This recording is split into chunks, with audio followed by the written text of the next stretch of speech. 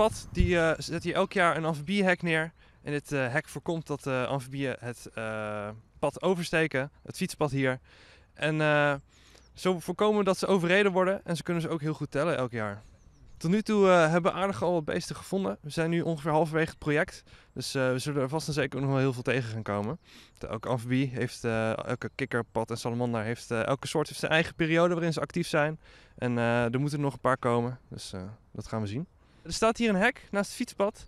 En de kikkers, of de padden of de salamanders, die komen hier uit het water en die komen het hek tegen. En dan kiezen ze een kant, of naar links of naar rechts. Ze kunnen er niet overheen.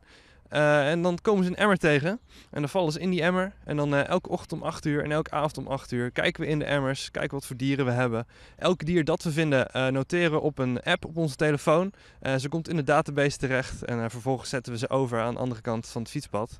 En dan kunnen ze weer verder. We gaan ervan uit, omdat we zoveel dieren vinden, dat we toch wel heel veel voorkomen zo op deze manier. 87 dieren hebben we gevonden. Dat was wel onze beste ochtend tot nu toe.